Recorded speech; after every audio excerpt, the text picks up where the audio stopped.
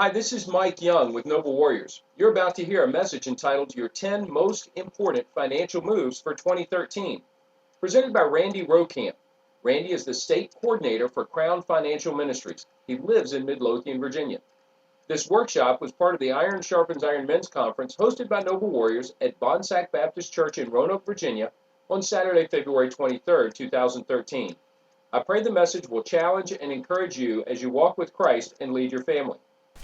All right, well, we'll go ahead and get started because it's time to get started, and I want to make sure we have enough time to get through and answer any questions that you might have. And I think most of you heard this, but if you fill out this little piece of paper that was on your chair, I'm going to be raffling off this Your Money Counts book by Howard Dayton. It's a very good book.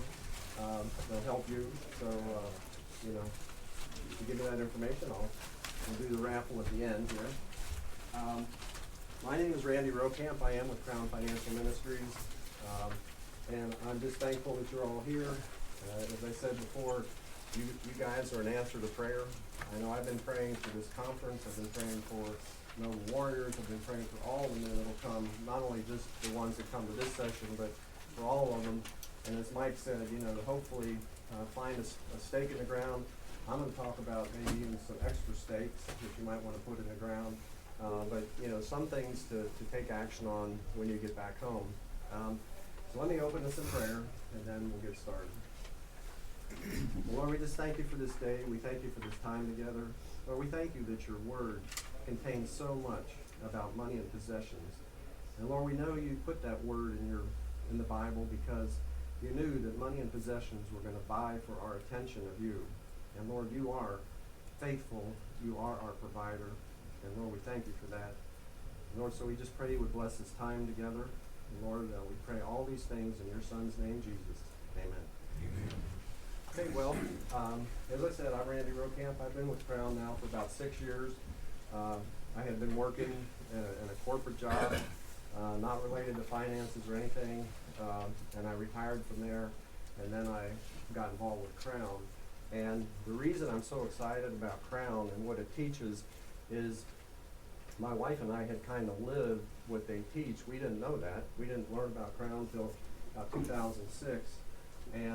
But as we look back on what God had shown us, how faithful God had been to us and our family, and we saw what Crown was teaching, we got very, very excited.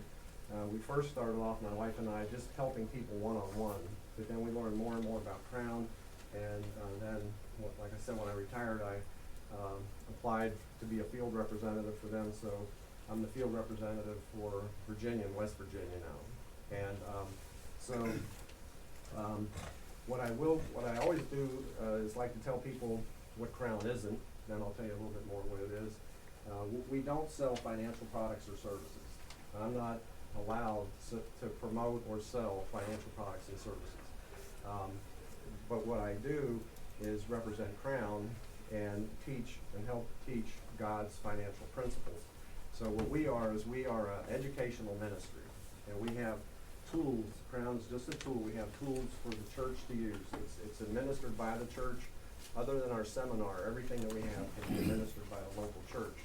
And so I have some of our materials at the table downstairs. I have some extras of a few of those. Those I can sell if you're interested in any of the books or things like that. But I'd like people to understand that we're not about capital campaigns and things like that. What gets me up in the morning, keeps me charged, is guys like you that are interested to see what does God have to say about this topic that's so important. So you have the handouts.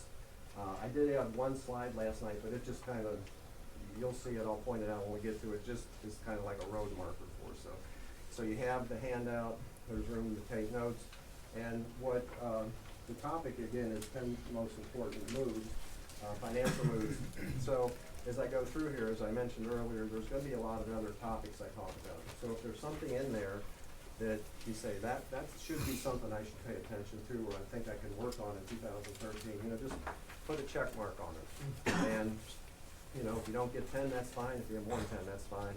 But then when you get home, kind of prioritize that and figure out what is the most important thing out of this list that I should work on. So I would encourage you to work on some of this. What we're going to do is I'm going to go through the biblical perspective for managing money. And as I said before, you know, the thing that I've found out is a lot of Christians get in financial trouble because they make decisions based on what they hear on the radio, they hear on TV, they see in the paper. You know, it's pretty much market. Newer car, newer home, best clothes, you know, all these things. The world just lures us into that. And then we make bad financial decisions. And what we want to do here is get some biblical perspectives that will help us to make decisions from a biblical point of view. I will be going through ideas for effective money management, and we're going to take you through from, you know, the first things first, which is really having a spending plan, all the way through to retirement and investing and things like that. And again, I will not be recommending any financial products or services, you know, buy this mutual fund or that. We don't do that. But we will give you the biblical basis for doing those kind of activities. So there's resources you can use. There's going to be a slide about that. I'm going to point out a few here today as we go through it. That's my name at the bottom there, and that is the website the Crown provides me. So if you ever decide you wanted to order a book or anything from Crown, if you would go through that website, I'd appreciate that, because that recognizes me as the, you know, the source for that sale. So okay, I have a permission statement in here. That title that I'm using, your 10 most important financial moves for 2013, actually came from the 2012 December issue of Sound Mind Investing. No, I didn't plagiarize. You're not going to get a book report of what this is, okay? But some of the principles I did use, and they augment what Crown does anyway. So that's where that came from. They are the best-selling Christian financial newsletter. They have a website, and so again, I'm not recommending it, but I do want to make you aware of some things that are that can be very, very helpful. And Mike was talking about the drawing, so that card that you have in the bag, make sure you fill that out for the drawing. I'm going to be giving him one of these Sound Mind Investing handbooks. This is an excellent handbook. Goes through all the basic, you know, the terminology, what everything means, you know, method, the whole process for dealing with money. It's a very, very good handbook, so I'd recommend that. And the other thing they wanted me to mention is that these sessions are being recorded, and I believe they have some of them, they make it available for sale today, but I think you can order it and get it later. So I just wanted to bring that up. So the first place we want to start is these biblical perspectives to manage money. And so these are 5 things that are very, very important, and really help you to get this whole thing in perspective. And so the first thing is that God is the owner of everything. And in 2 Chronicles 29:11 and 12, it says, "Everything in the heavens and earth is yours, O Lord, and this is your kingdom. You are the ruler of all mankind, and in your hand," I get confused there, "and power and wealth come from you alone. And your hand controls power and might, and it's your discretion that men are made great and given strength." So God owns everything. Everything that we have came from him. And that is the key element of being a good steward, is to recognize that. And the first time I went through a Crown class, my paradigm shift went from I'm being a good steward of my things to being a good steward of his things. And that was a huge change. So that's the first place we have to go. We hear this all the time, but we've got to internalize this idea that God owns everything. And as the owner, he has some responsibilities that he's taken on himself that he gives to us, and that is that his ownership, that he is in control of everything, and that he provides everything. He knows everything we need, and he promises in his words to meet our needs. He doesn't promise to meet our wants, but he does promise to meet our needs. So we really have to remember who's in control. The second thing is that we are God's managers, and that's where this term steward comes from. And in 1 Corinthians 4:2, it says, "Expected in a steward that he be found faithful." And so what God wants us to do is be faithful in the little things and be faithful in the large things. And so And that's with everything that we're given. Not only our money and our possessions, but our job. He wants us to be faithful in that. In our family, he wants us to be faithful in that. Topic today in this whole conference today is be faithful as a man. So he's expecting us to be faithful, and he's interested in everything that he's given us. So that's why we want to be a good steward, and we want to be found faithful. The contentment is in Philippians 4:11 through 13. And what Paul says there is, he said, I have learned to be content. So contentment is learned. It isn't something we're born with. If anyone in here is a father who knows that, when you have your child, and if not the first word, one of the first words out of their mouth is mine, everything's mine. Well, we have to learn to be content with what God has provided. So he says, I've learned to be content, and that he knows how to get along with a lot, and he knew how to get along with a little. He found that he could do all things through Christ that strengthened him. So God will strengthen us. God is faithful. He will provide. So that's a key element of the biblical perspective. Then in generosity, God expects us to be generous. And in Acts 20:35, he says, remember the words of the Lord Jesus, that he himself spoke, is more blessed to give than to receive. And so what God wants us to do with everything that he's given is some of it he wants to go back to him in his kingdom, and some of it he wants us to use for other people. That's why he's given us that. And then he gave it for us and our family to take care of ourselves. But he wants us to be outward focused to him and to other people. So generosity is another key element. We'll talk more about that. And the last element about the perspective is eternity. And that in Mark 8:36, it says, what does it gain a man, or what does it profit a man to gain the whole world and yet forfeit his soul? So we can go after it, and we gain so much stuff, what does it really profit us if we lose our soul?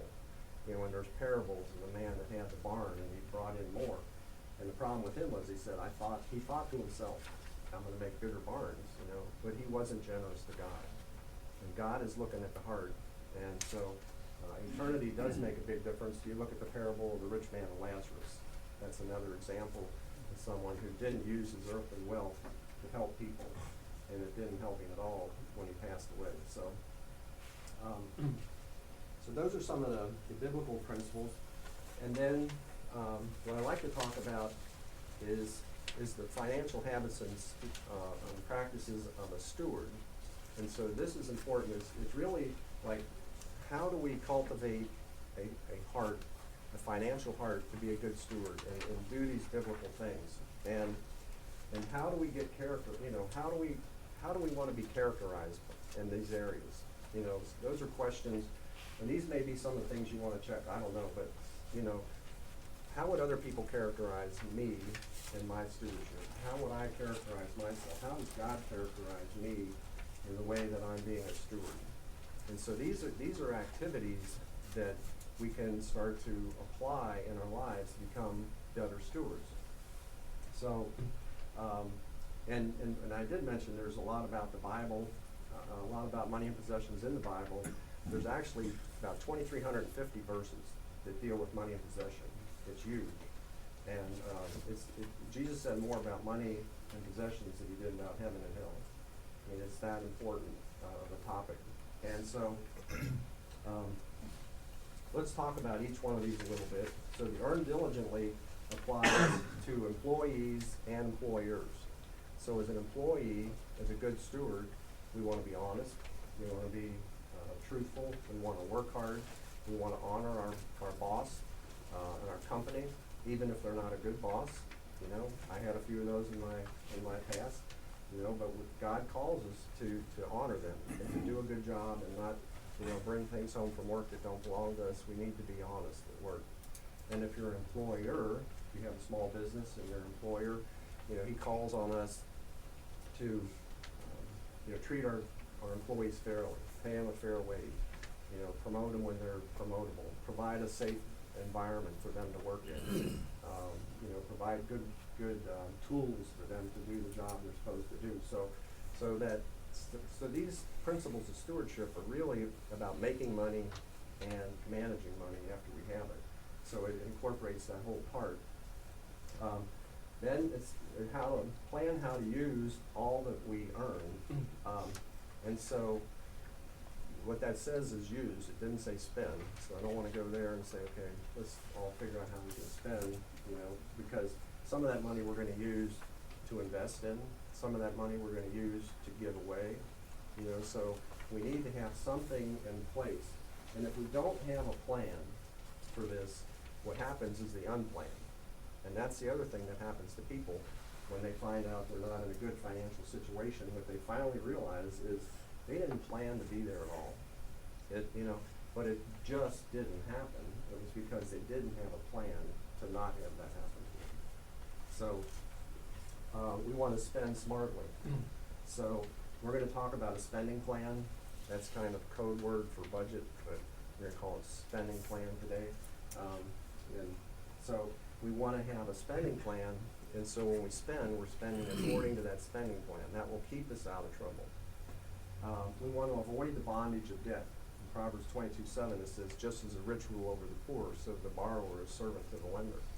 And if you don't think that debt is a bondage, just don't pay your bills for a couple months and find out what happens. You know, it was bondage then, it's bondage today. We want to save wisely. So what we want to do is we want to pay our tithe, and I don't like saying pay our tithe, but we want to give our tithe. We want to pay our taxes, and then we want to save for ourselves and our family, and then we want to use the rest for all the other things that happen in life. So we want to have something in our spending plan budget for savings. We want to invest patiently. Investing is a discipline, and sometimes it's a gut-wrenching discipline. You know, just over the last 4 or 5 years, you all know what I'm talking about. But it is a discipline. This Sound Mind Investing Handbook, you know, again, is a good resource to help you get a handle on that if you're not really, you know, that knowledgeable about investing. But it does take time. You know, that's the thing about investing. It's slow. It may seem slow for a while, but then it starts to build, and we'll talk about that. I have some examples we'll talk about. We want to protect adequately. So what that means is diversification. Diversification is a biblical term, biblical principle. We'll talk about that when we get to that slide. And also, protecting adequately means how we want to have our money invested. So sometimes, if we need money in the next year or two, we want it invested something that the principal is protected. You know, a savings account, a CD, as terrible as the rates are on CDs, but you know, a CD, because we're going to need that money, and we need that much money, so we don't want to put it in the stock market where it might not be worth that much anymore. It might be worth more, but it might not be worth as much as it was when I put it there. So, you know, so we're going to look at time horizons for how we invest, because that's going to be important. And then giving generously. And what I'd like to say here is, you know, you hear taught about the tithe. Crown, we believe in the tithe. We believe the tithe goes to your church. Okay, but I know not everybody tithes. And so what I encourage people to do is in your walk as a steward and as your walk in generosity, take where you're at right now and purpose in your heart to build that up. And build that up till you get to the tithe. And then, or, you know, and we won't get into the theology of Old Testament, New Testament about giving, but there's some people say, you know, in the New Testament, the tithe is just the beginning. You know, then we get into offerings and giving more than the 10%. So, but right now I'm just encouraging everyone, you know, examine where you're at on your walk of generosity and purpose in your heart, you know, to become more generous. Are there any questions yet? There is going to be some interaction here in a little bit, but it just occurred to me, if there's any questions as I'm going along, just let me know. Okay, so here's that slide you don't have. These are the topics. I'm kind of going now from the biblical principles over into the practical. Okay, so we'll talk, you know, more about that, and we'll have some discussion. You all may have some ideas about some of these topics that I didn't have. You know, I don't have all the answers, but we can share some answers here or ideas. So the first thing is the first things first is really again about having that budget, having the emergency savings. And we'll talk about why you want to do that. Then we want to talk about getting debt free, you know, and that That's really important for the long term, is to get to the point where all you're paying is bills. You don't have any more debt, and we'll talk about doing that, and doing that sooner than later is the best policy. And I'm sure you already know that, but I just want to reemphasize this and give you some ideas on how to do that. We're going to talk about investing your surplus, and that's really when investing comes about. You know, so when we're on a spending plan, if we don't have $1,000 in emergency savings, then we want to get that first. We're not going to start investing that money right away. We're going to build our savings up to 3 months or 6 months of our salary. You know, they're saying now that for every, if you take your salary, your annual salary, and divide it by 10,000, that should be whatever that number is. That's about the number of months it will take you to find a job that's comparable in pay and skill. Now that was really true before 2007 and 2008. It may even be longer now.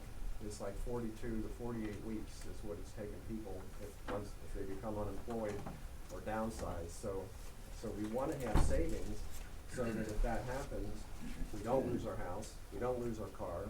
We can survive that. We can weather that storm. We're going to diversify for safety. We're going to talk about some principles there. And then another topic loosely related to effective money management is also helping to take responsibility with your children is to teach your children, to teach them how to become good stewards.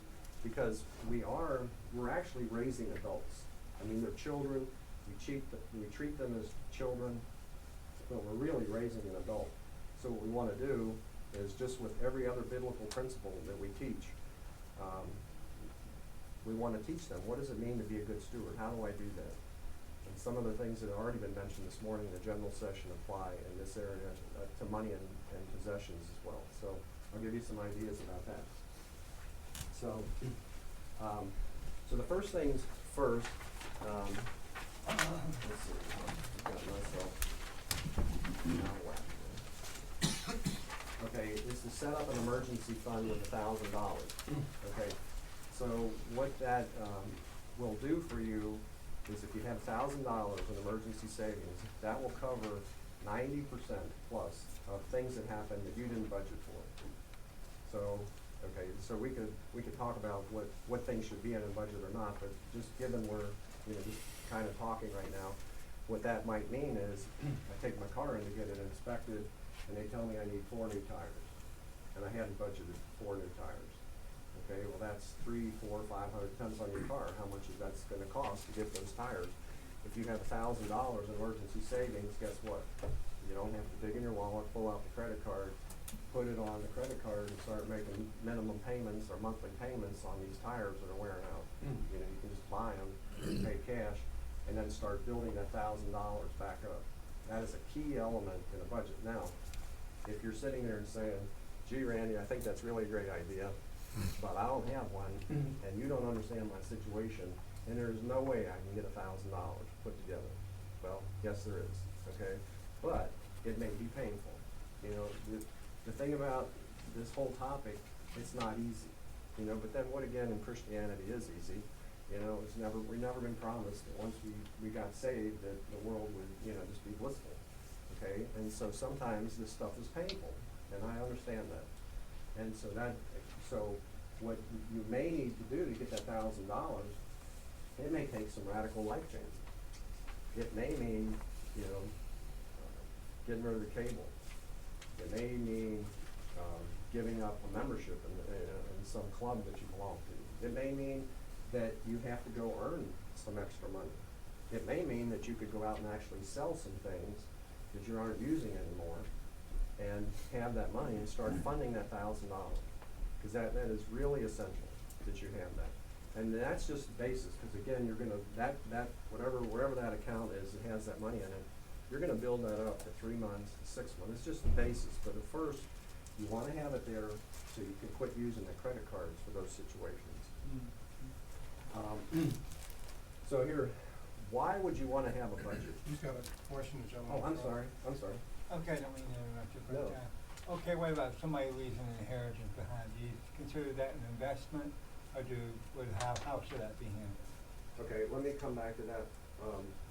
Okay, if you didn't have the third, let me apply it to where we're at. If you don't have $1,000 in the emergency fund, fund that.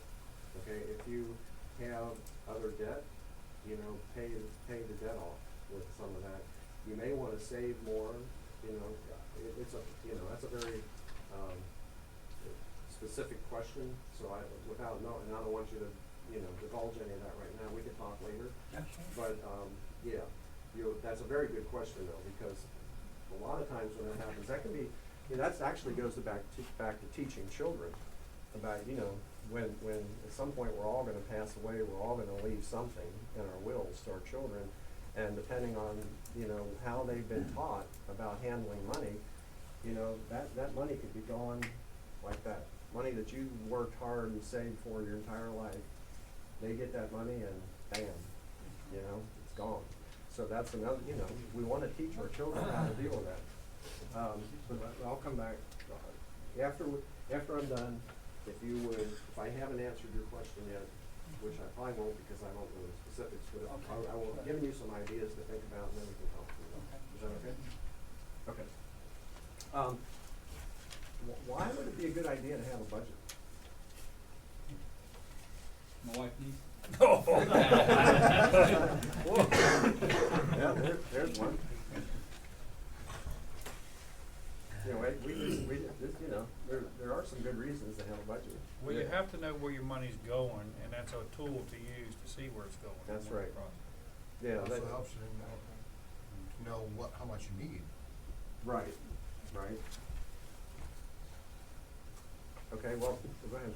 Keeps you from overspending. Right. Those are all right answers, you know, and so part of the reason you need a budget is so you can make fact-based decisions instead of emotions. Okay, so now we're getting into, spring's about a month away, you know, fishing season's gonna start up, you know, and so we're in Dick's Sporting Goods store and we're looking at all the fishing gear if you're a fisherman, right? You're looking, you know, and some of that stuff's pretty expensive and pricey, and so we're in there like, wow, that's exactly the lure, that's exactly the reel, that, you know, that's what I really always wanted. I'm just gonna buy it. Well, that's an emotional decision, that's an impulse decision in a lot of cases. It could be a very well thought out decision too. It could have been something you budgeted for, you funded it, go buy it. You know, I'm not telling you to become greedy or, you know, just put all the money in your pocket and never use it. You know, you wanna think about these things though. So instead of, when I see that item, I look at my budget. Did I budget for that at all? Or if I did, do I have enough money in my savings yet to pay for it? So I'm making a fact-based decision instead of emotion. And also, the other thing that happens, even in that same scenario, is, okay, I see it, so I pull out the checkbook. Oh, that's $100. I've got $800 in the checkbook, no problem, I'm gonna buy it. Well, some of that other $800 is for other things that are gonna come up the rest of the month. This is only the 23rd of the month, you know, there's still some more days left. Maybe there's some bills that are gonna come up that need to be paid out of that $800. So you can't look at the checkbook. You can't look in there to make a decision. You look in your budget. And then the last reason that's been mentioned is to make sure you're spending according to a plan. So, and again, life happens. Okay, I'm not idealistic at all. I know life happens. Things come up. We overspend in an area of our budget, in a category. Maybe it's automotive, maybe it's clothing, maybe it's food, maybe it's insurance, you know, maybe it's a medical bill, who knows what it might be. But when I have a budget, I can say, okay, what did that expense do to that category? And I say, okay, now I've exceeded that category by this much money. I've got to get that much money someplace else in my budget out to pay for that. So again, I don't spend more than I make. I mean, that's another bottom line principle. Never spend more than you make. You know, that will solve a lot of problems. But when we use credit cards, we're spending more than we make. And we're presuming on the future to be able to pay for it. So you never want to spend more than you make. And I have a humorous. Could you teach this course up in Washington? Yeah. Whoa. Yeah, they all know. I don't know what happened. It must be the water or something like that. Well, before I do that, And then here's 3 tips to help you develop and maintain a budget. Okay, first of all, if you're married, okay, do this with your wife. Sit down, work on a budget together. You know, what I do know is a lot of husbands and wives don't talk about money. I do know that sometimes husbands and wives, when they do talk about money, it gets into a very heated discussion. You know, the divorce rate in this area is like 56 to 58%. People get married because of money. I mean, this is a huge issue. So what we teach is set goals with your wife. Sit down. Let's set some goals. What are our savings goals? What about, you know, children, if you have children? What about their education? What about buying a home or paying off our home? You know, what are some of our goals? Let's work on those things together. And then when you have your budget and something comes up that's not in your budget, or something you want to buy that really isn't part of your goals, you can say, okay, you sit down with your wife and you say, are we going to change our goal? That's fine. I tell people, write your goals in pencil, you know, because you may want to erase them. Life changes, you know, so do we change our goal, or do we say no to this decision? You know, and so when we have goals, we've agreed on them, now we're working on this together. In Crown, we found, they've done surveys, that people have been through some of Crown's studies.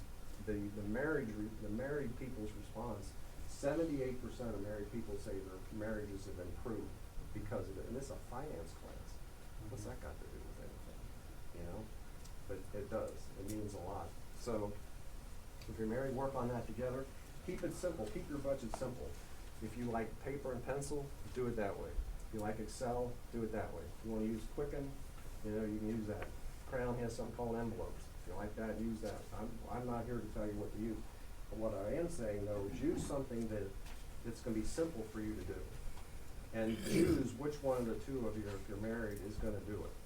But then whoever's doing it, you know, you want to meet with them like weekly or monthly, whatever you decide, to review everything. How are we doing in the budget? How's this going?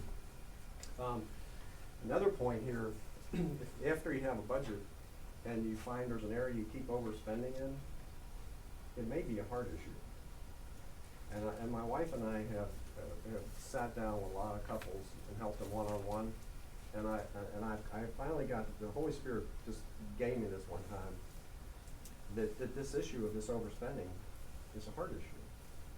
And so what I've started doing when we help people is, that very first session, we're explaining everything and just getting to know them, I'll tell them, there's going to come a point when in our meetings where my wife's name is Sarah, either Sarah or myself is going to say, make a recommendation to you, and you're going to sit there and say, they don't like me, they think I'm stupid, they think what I've been doing is wrong. You know, I said, if that starts happening, we just hit a heart issue. I want you to realize that right now. You know, because we love you, that's why we're here. I mean, this is volunteer, you know, we're not, you know, so we love you, we're trying to help you. You ask for help, we're here trying to help you. If you start feeling that way, it's probably a heart issue. Now, I'm not gonna say there aren't issues, that big expenses that can come in and can wreak havoc. Okay, I'm not going there at all, but I'm just saying, think about these in terms of heart issues. And one last thing about budgets, when you first do it, I guarantee you it happens every time, you will find some things and you'll say to yourself or your wife, I can't believe we're spending that much money on that. I guarantee it will happen. And I don't know what it'll, could be Starbucks. I don't know. I like Starbucks, so I'm not saying don't go to Starbucks. I'm just saying you will be amazed and surprised. Gas. And that's what it's for. Where? So how about gas? Gas, that's a necessary. But let's look at this little video here. This is kind of humorous, but it'll make the point. Oh, I just can't get these numbers to add up. Like we're never gonna get out of this hole. Credit card debt, does it ever end? Maybe I can help. We sure could use it. We've tried debt consolidation companies. We've even taken out loans to help make payments. Well, you're not the only ones. Did you know millions of Americans live with debt they cannot control? That's why I developed this unique new program for managing your debt. It's called Don't Buy Stuff You Cannot Afford. see that. If you don't have any money, you should not buy anything. Sounds interesting. Sounds confusing. No, honey, this makes a lot of sense. There's a whole section here on how to buy expensive things using money you save. Give me that. And where would you get this saved money? I tell you where and how in chapter 3. Okay, but what if I want something but I don't have any money? You don't buy it. Well, let's say I don't have enough money to buy something. Should I buy it anyway? No. Now I'm really confused. It's a little confusing at first. Well, what if you have the money? Can you buy something? Yes. Now take the money away. Same story? Nope. You shouldn't buy stuff when you don't have the money. I think I got it. I buy something I want and then hope that I can pay for it, right? No. You make sure you have money, then you buy it. Oh, then you buy it. But shouldn't you buy it before you have the money? No. Why not? It's in the book. It's only 1 page long. The advice is priceless and the book is free. Wow, I like the sound of that. Yeah, we can put it on our credit card. So get out of debt now. Write for your free copy of Don't Buy Stuff You Cannot Afford. And if you order now, you'll also receive Seriously, if you don't have the money, don't buy it. Along with a 12-month subscription to Stop Buying Stuff magazine. So order today. Buy the magazine. I don't have that to sell downstairs. Okay, so never spend more than you make, right? Never spend if you don't have. Okay, so the next thing is getting debt free. Let's see. Where am I? There we go. Okay, so the first thing is create a plan for getting out of debt. So this isn't your spending plan, and I'm going to show you an example of this form, but you're basically going to list all your credit, all your debt, credit card debt, consumer debt, school loans, medical debt, all this stuff, and I'll show you this thing called a debt snowball. Okay, we're going to go through that in detail, but so, and you will find this really interesting. So let's actually do this right now.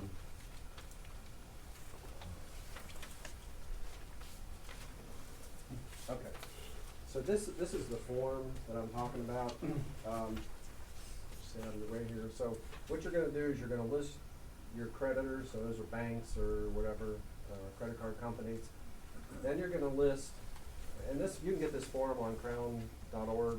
It's free. You can download a PDF. They have a lot of forms you can download. They have a lot of calculators you can download or use online. So, but then you're going to put how much you still owe on those different areas. You're going to put the interest rates. You're going to put what if you're making minimum payments, you know, what the payment you're making on it is, or if you're making more than that, you know, what you've decided you're going to pay every month. And then the interest cost from doing that. And then from that, from the payment there and what you're paying interest, you can determine how many payments are left on that. And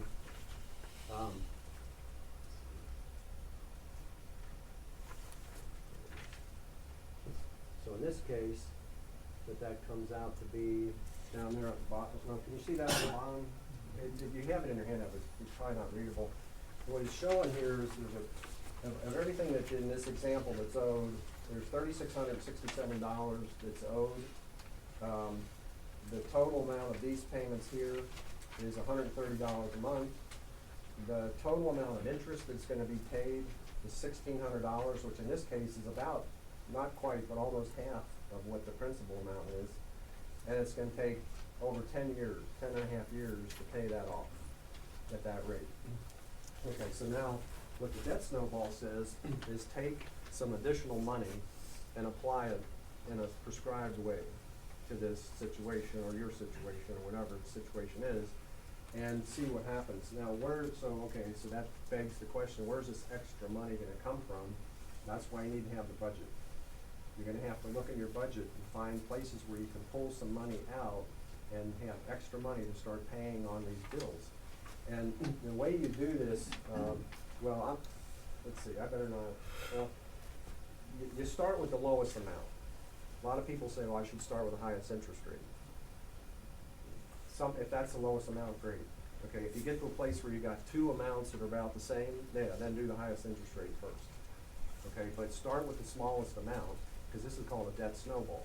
It's like, so visualize, you know, taking a snowball in your hand and standing at the top of the hill and start to roll it, you know, and it keeps getting bigger and keeps getting bigger, and pretty soon it's rolling pretty good, and pretty soon it'll roll by itself, and pretty soon it'll be at the bottom of the hill, and, you know, that's why we call it a debt snowball, because we're gonna do that with these payments. So we're gonna take that extra amount, and we're gonna add it to this lowest amount payment. And when we pay that off, we're gonna take that extra amount, what we were paying on that first thing we just paid off, and add that to the payment of the second thing we're gonna go after. And that's the snowball. And we just keep applying that and applying that.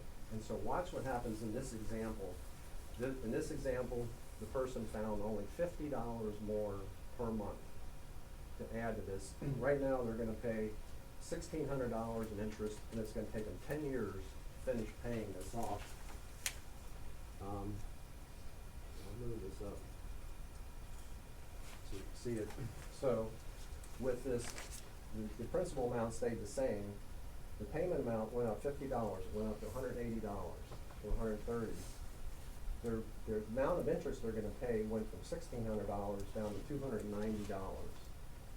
And the whole thing gets paid off in less than 2 years. It's pretty impressive, you know, and that's, again, just applying that principle. So, again, maybe this is something you wanna take home. Maybe this is a stake in the ground. If you haven't been able to figure this out and you're not getting ahead on those bills, you know, use the debt snowball. Find some place where you can get some extra money and start applying it in that way. And there's a calculator on the Crown website that'll do this. It's, accelerated debt payoff plan, right there. That's what that ADP means. That's out on their website. You just take your information, plug it in, hit calculate, and it'll show you, you know, what'll happen if you make an accelerated payment. So, is that helpful, or is there any questions about that? Would that bill be, to start paying off bills, minimum amount of money owed even if they don't have interest, or is it interest driven, or just whatever's the smallest one to start chewing away? Yeah, so you're saying like if you have a zero interest. Yeah, on a payment, say $200 or $300, of course you wanna get rid of it. Right. Is that more imperative you do it that way instead of one that say 5,000? I think it's better to go to the bottom. I would go from the bottom. But it used to be years ago, they say only do it with the ones that have interest hooked to them, remember all that? Yeah, but the reason you do, the incentive to do the debt snowball, the way we're talking about, is you feel like you're making progress. Yes. I mean, a lot of people say, well, I should get rid of the biggest thing first. Well, You can't get it. It could take you 5 years or 10 years to get rid of that big one, you know, so don't start there, because you want, you know, we all like reinforcement. Let's not fool ourselves. We all like to see some progress, so, you know, that's why we recommend that. You really accomplish another thing by doing it that way as well, and that's that if you consistently pay that same amount of money, you know, you've removed one loan or debt, and you're now still spending that money, but on another one, you're not allowing yourself to then also create a new loan or That's create right. some other debt, because that's unfortunately what happens a lot of times in society. We finish paying off such and such, I finished paying off such and such, let me go buy something else. Right. And by doing it that way, that snowball is gonna work on reducing that debt.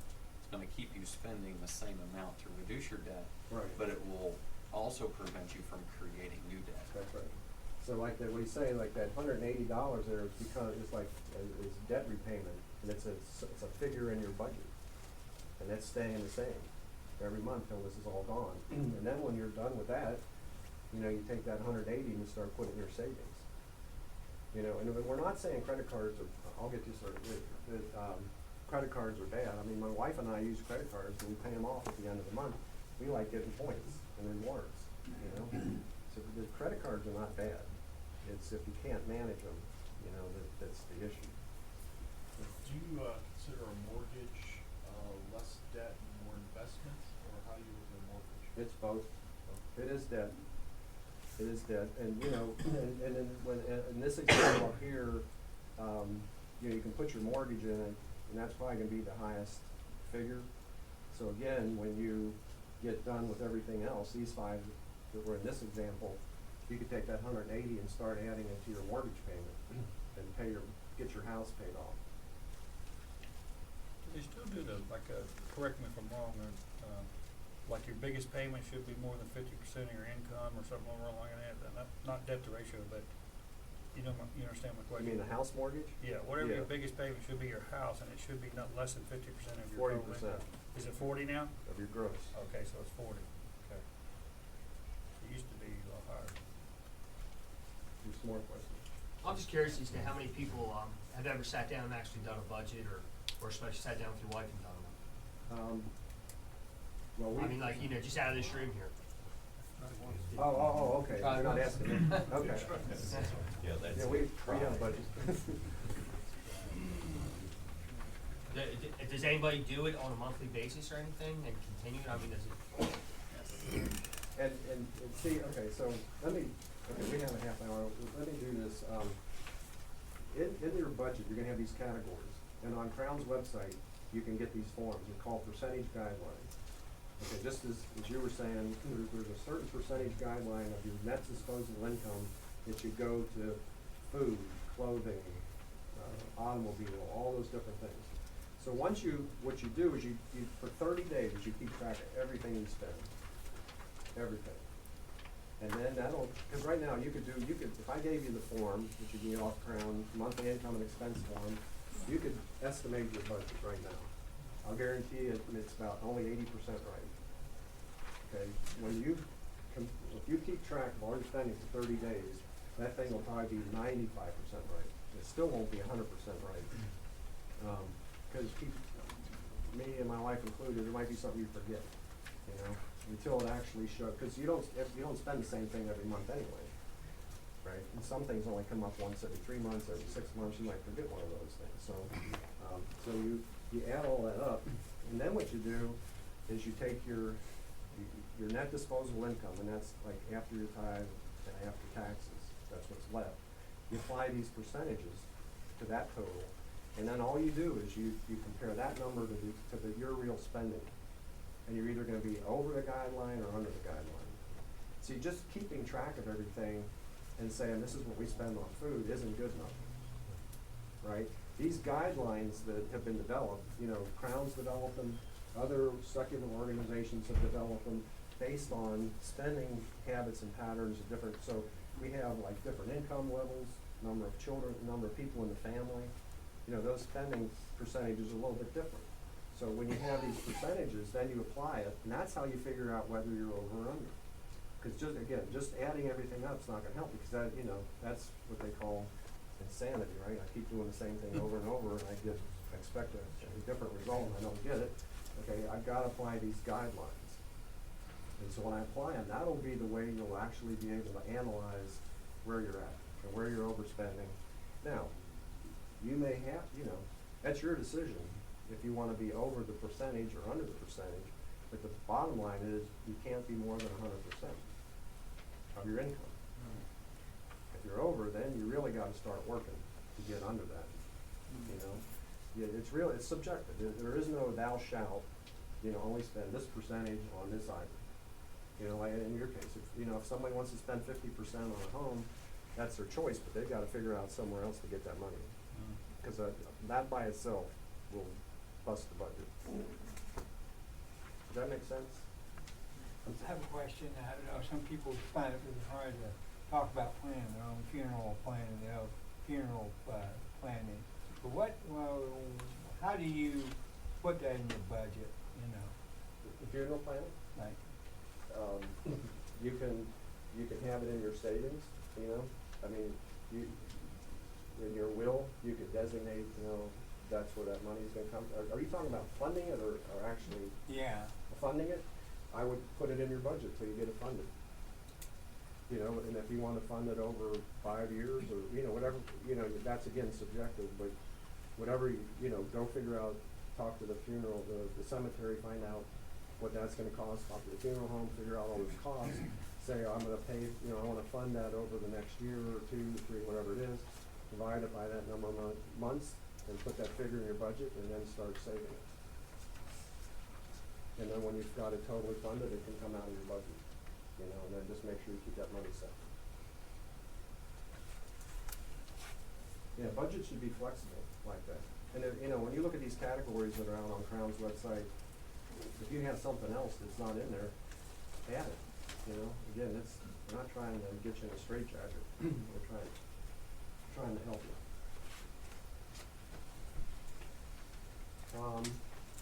And then planning major expenditures wisely.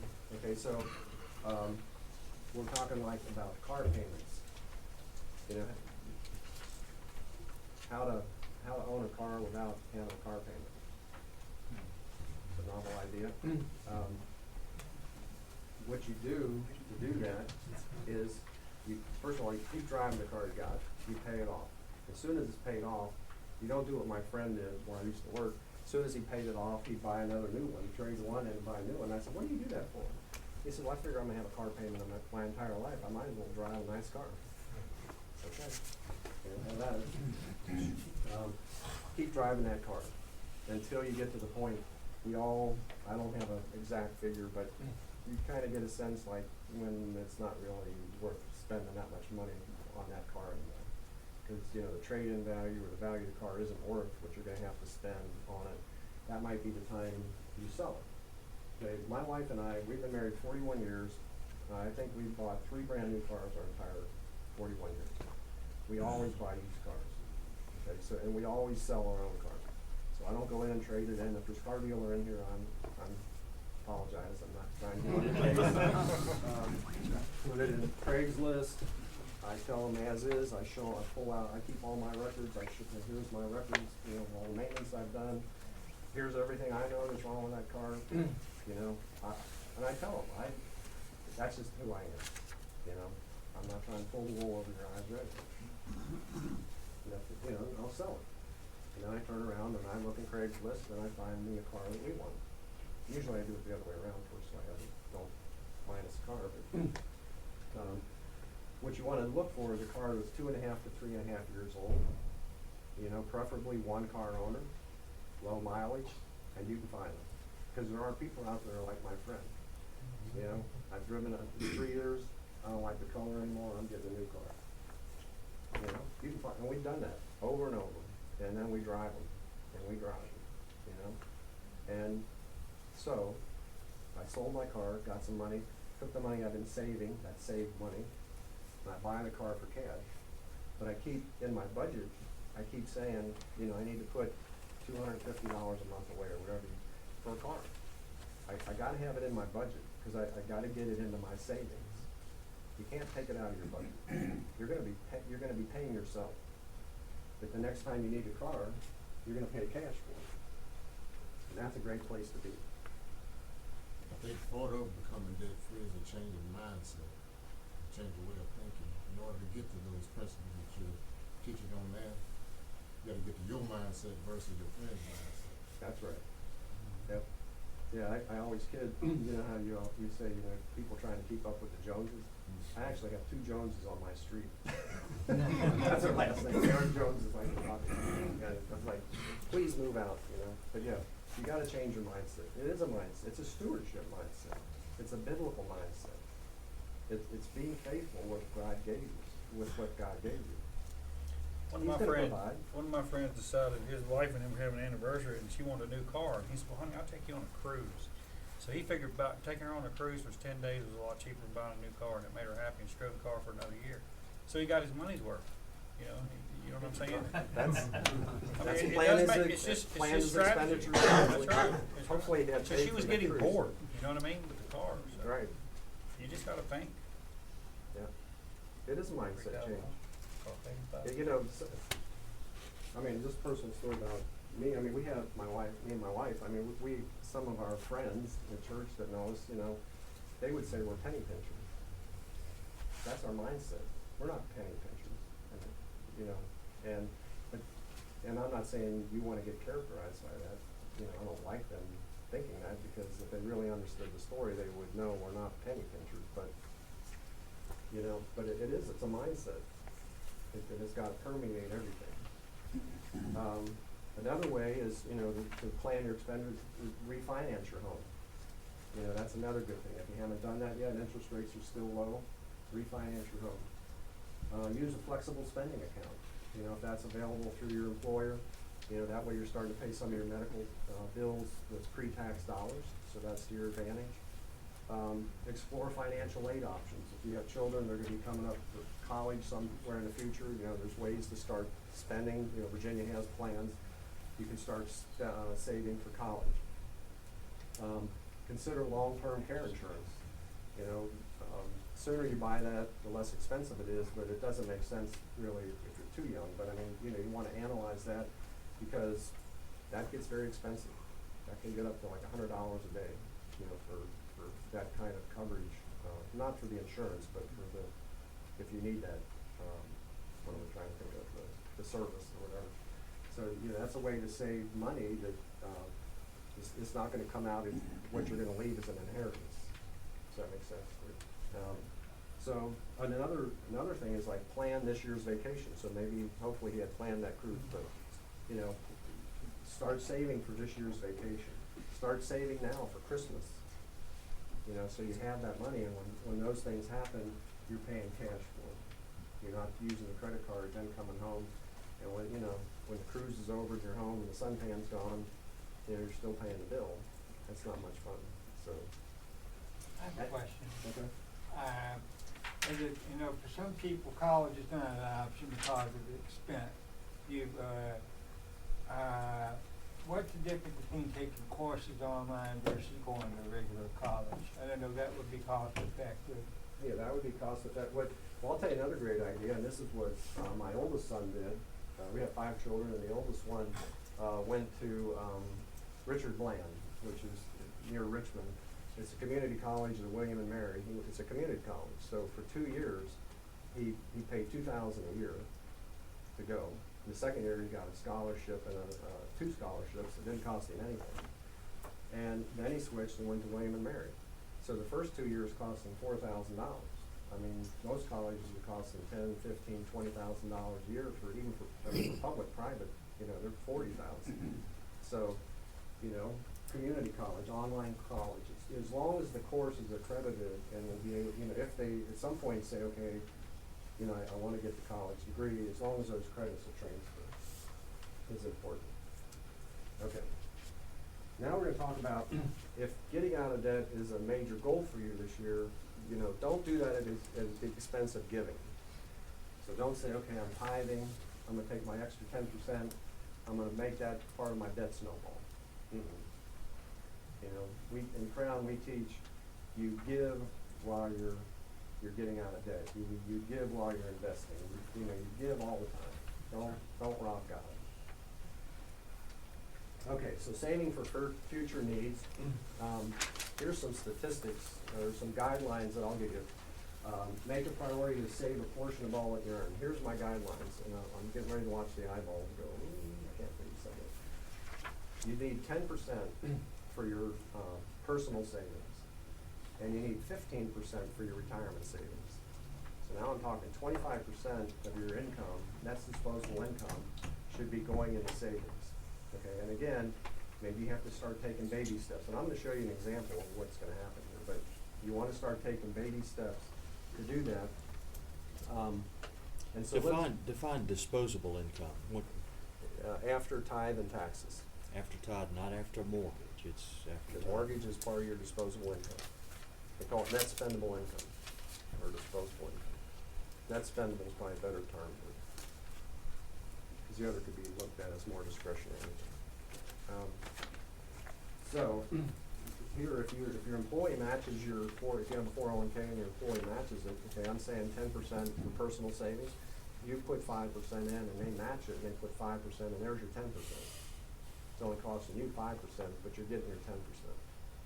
You know, so again, think of creative ways that you might make that happen. And again, if you're, you know, just start the process. It's really important, because the sooner you start saving and investing, the sooner that money's it's gonna compound. And I'm gonna show you what happens with compounding here in a slide or two. So there's some savvy consumer ideas. You know, and if there's an insurance agent in the group, apologize too to them, but you know, term insurance is a better deal than whole life. And you can take the difference between term and whole life insurance, maybe that's where you get the money for the debt snowball. Or maybe that's the money you start using for your savings, you know? So, that's just my personal opinion. That's what we did, you know, but I think there's some reasons maybe for whole life, but, you know, that's really a decision you have to make in talking with your agent or checking around. Pay attention to seasonal discounts. You know, one of the things I learned is like appliances, whether you get them at Lowe's or Sears or wherever you get them, generally in January and February they go on sale. You know, but a lot of people get around Christmas time, oh, we need a new washing machine or a new dryer, let's get it for Christmas.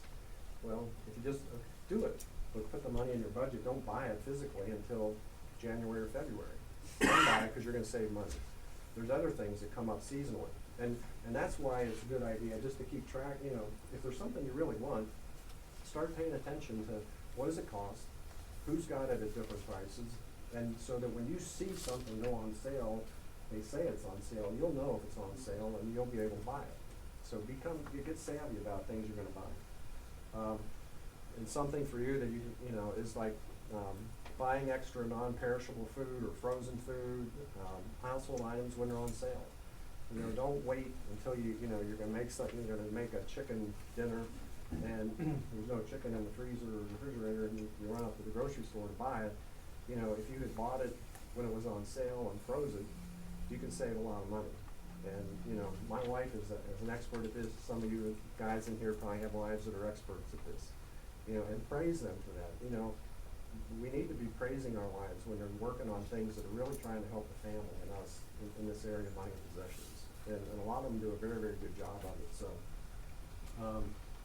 one last warning on this slide is Larry Burkett, one of our co-founders, said this, so don't blame me, but in his experience, which is a lot more vast than mine, he found that men are the ones in the marriage relationship that bust budgets. Because we like toys, right? We like the fishing boat, we like the new car, we like the country club membership, we like the new fishing rod, we like the new shotgun, you know, we just like things that cost a lot of money. And then we come home and say, hey, wife, look what I got, you know, and she's like, how am I gonna pay for this? You know? So, this is, you know, think about that. Another point on what you were saying about the buying stuff when it's on sale, like the food, something my wife and I have talked about is the fewer times you have to go in the store, the less times you're confronted with impulse buys and things that you don't really need. So if you can get it all in one trip and not have to keep going in there, you're less likely to spend frivolously. That's exactly right. That's exactly right. Yeah, don't tempt yourself. Something else my wife and I do after 25 years is let's see, all of February and as long as it lasts in March, we eat out of the freezer instead of eating out of the restaurant. You know what I mean? Mm-hmm. We don't go buy chicken and fish and we eat because it just stays and then it gets bad and you throw it away. So she does it twice a year and it helps. Yeah. It helps your freezer too. So you benefit. Okay, let's keep going. I think I'm gonna be fine, but, okay. The next thing on here is learn about the markets, okay, and I don't mean just the stock market. So we're now talking about investing, okay, we get into investing. There's a lot of other things you can learn about, the sound mind investing gets into them. I mean, there's stocks, there's bonds, there's foreign exchange, there's futures, and I'm not recommending any of these, I'm just trying to help you understand that there's a lot out there that you can utilize for investments, and if you want to understand them, you want to learn about them, you want to invest in them, and you think that's within your risk tolerance, and you think that's within your budget, have at it, you know. But I'm just saying, learn about these things. We have different investment types. There's stocks, ETFs, mutual funds, options, cash, treasuries and corporate bonds, CDs, precious metals, real estate, and commodities are the ones I was saying. I mean, there's a lot of things you can invest in. You know, and so don't limit yourself, don't take some of those things off the table, but don't do them unless you understand them, you know. So I am saying that. Investments should be part of your spending plan. You already talked about that. You want to evaluate your risk tolerance. And that, what the bottom line of that means, can you sleep at night? You know, you just bought an investment. Are you going to sleep that night, or are you going to wake up in the middle of the night going like, I can't believe I did that, you know? Or you bought something and the market goes down and you go like, oh, man, you know, you gotta understand yourself and how you know, and that's important because you can make some bad decisions investment-wise if you know, if you don't understand yourself. You need to be able to stomach it. You know, if you wanna make, depending on what you're gonna invest in, you need to be able to stomach it when things don't go right. And I don't mean sell, I mean just hang in there and know what to do, you know, so, and that's a whole subject unto itself. Starting sooner is better than later, and that's because of compounding interest.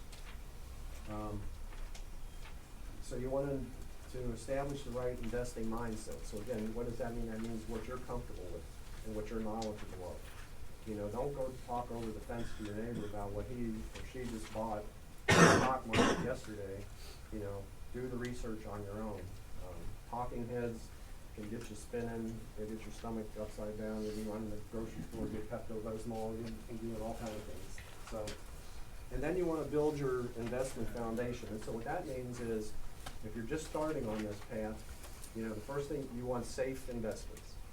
Cash, CDs pay terrible rates right now, but you're preserving your principal. You're building that up. You also want to look at what time frame are you going to need that money back.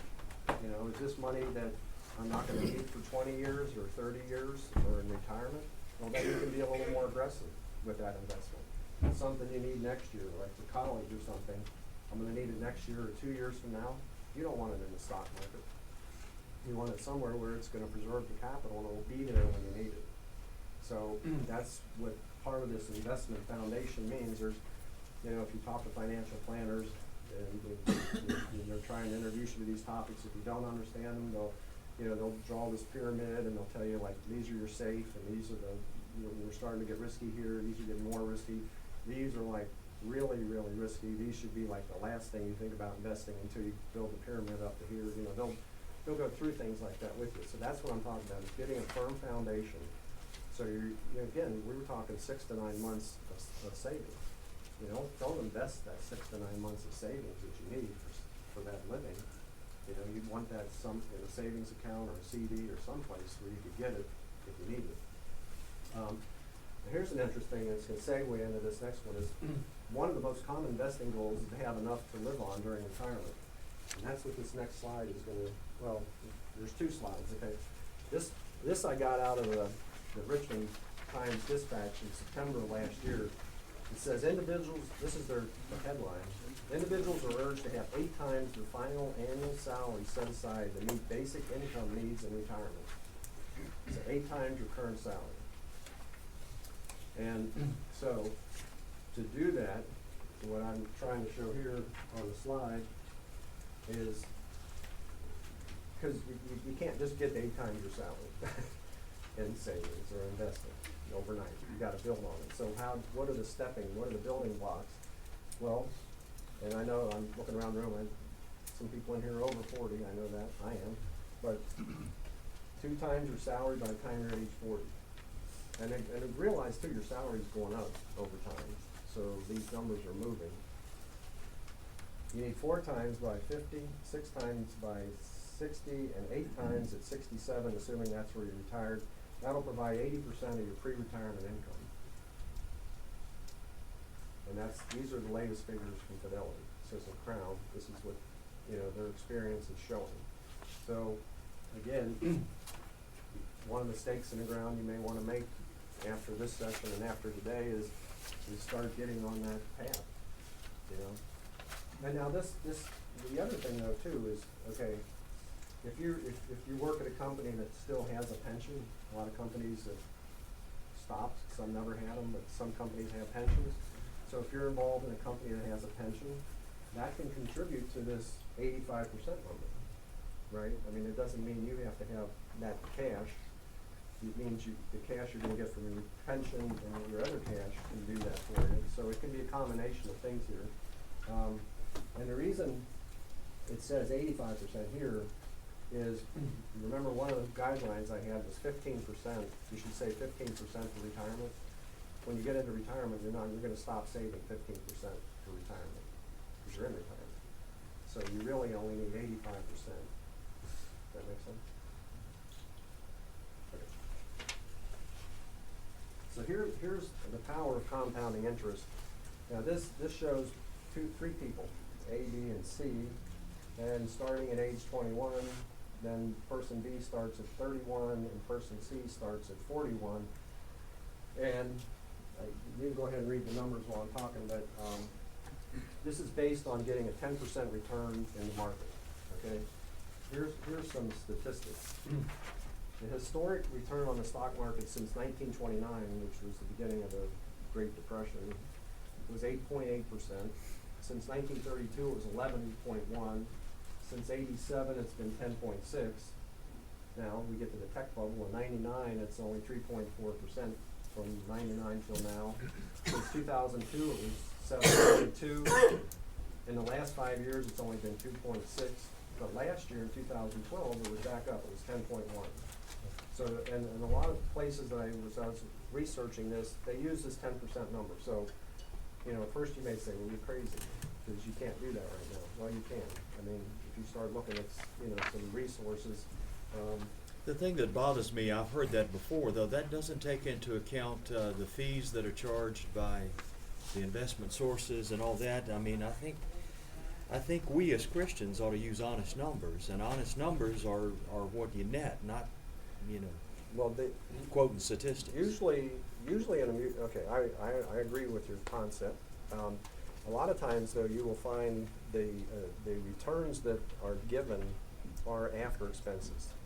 And if you're going to a financial planner and you're paying the financial planner, okay, that's exactly what you're talking about. But if I buy a mutual fund directly, say at a discount brokerage firm, the numbers they're giving me are after their expenses. So that is true. Fees. Here's Kiplinger's. This is another good resource, or Money Magazine, or Yahoo Online. This is the latest edition. Pump Up Your Plan: 7 Steps to Boost Your Retirement Savings. So there's good books like this. This is all part of developing that mindset we're talking about. Get informed. Another one is the American Association of Individual Investors. This is their latest edition. The top mutual funds. There's ways to get your information. Okay, so you just need to be aware of those. But in this case, what happened is this person A, by age 67, just putting $1,000 a year in savings every year, ends up with 10% with over $1 million because of the compounding. This person B, by the time they get to 67, have invested 37, but they're at 388,000. So you see the difference that 10 years makes. That's why I'm saying sooner is better than later. The amount of time, the amount you're earning on it, and the amount you're saving is what determines all this. Just those three things: time, amount, and interest, or interest or growth. And then for person C that waited till 41 to start the 1,000, then they put in 27,000 and they have 137,000. So again, I always show you this to show you how compounding works, and also to help you start setting gauges of what you're going to need to do. And then, so if you're making $40,000 a year, and if you put 15% of that into retirement savings, that would mean $6,000 a year.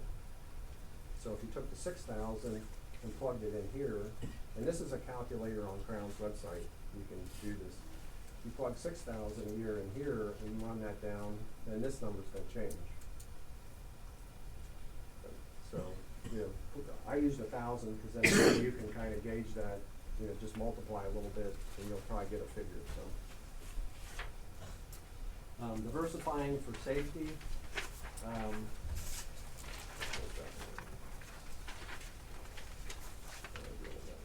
Okay. You want to manage your portfolio by being diversified. In the Bible, when it talks in Ecclesiastes 11:2, there's two translations there.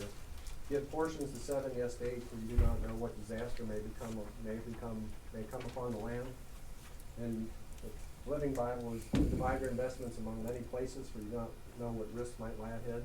So even the Bible admonishes us to be diversified. So what does that mean? That means, I listed a bunch of different kind of classes of assets that you can invest in. Maybe you want to invest in several of those, maybe real estate and some money in the stock market and some in a CD, yada, yada, Again, that's very personal. It depends on your needs and how you can fund those things, but, you want to be thinking about that. You want to diversify, because the last thing you want to do is be like in a tech bubble, be 100% invested in .com companies and have that happen to you. Now, like in 2007 and 8, it hit everything. I don't think you could have, I don't know how you could have diversified away from that. There's probably some way, but it hit everything. It hit stocks, it hit bonds, it hit everything. But that was bad. Hopefully we won't have that again, but as long as men are trying to figure this out, it might happen again. But, but you want to be diversified. Then you want to develop a long-term plan. So again, it may take you a while to build this diversification. So day one, maybe it's a CD. Maybe then further out it's this and that. Okay. I'm right at time, so I'm holding you up from your lunch. Give me 2 minutes and I'll be done. Teach your children. Model spending and handling money wisely. Talk to them about it. Tell them, study the Bible. See what it says about some of these issues of dealing with money, and sit down and teach them. I have some materials at my table there for children. It's for ages 5 through 7, 8 through 12, and then teenagers. Get one of those books, go through it with them. A teenager can learn how to budget, and they need to. Again, we're raising adults. We need to be teaching them these things. Learning experiences and making money. There's no better way to teach somebody to value money than make them work for it.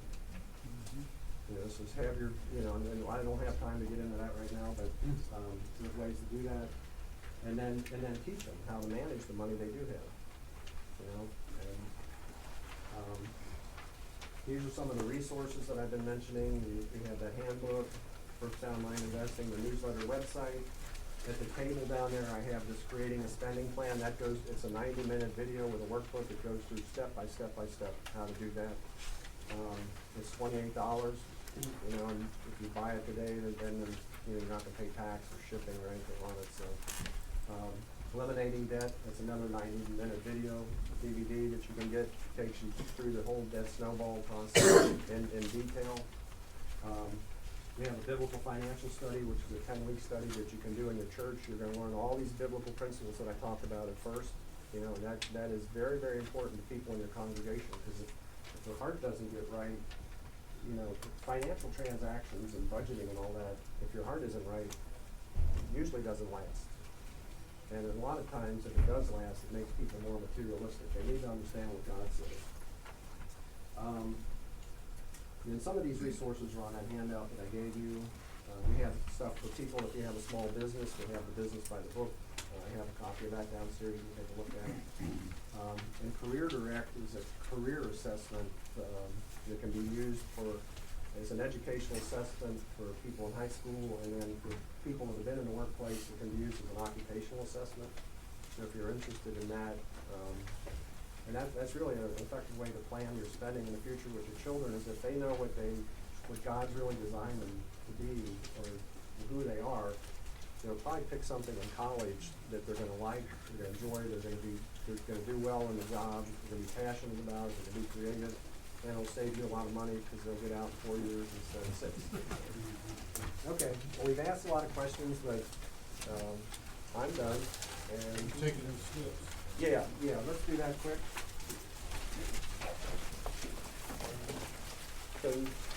Well, I trust this message has provided some practical encouragement for you on your journey with Christ. Please visit noblewarriors.org to learn more about how Noble Warriors works to help churches reach and build men. God bless you, friend.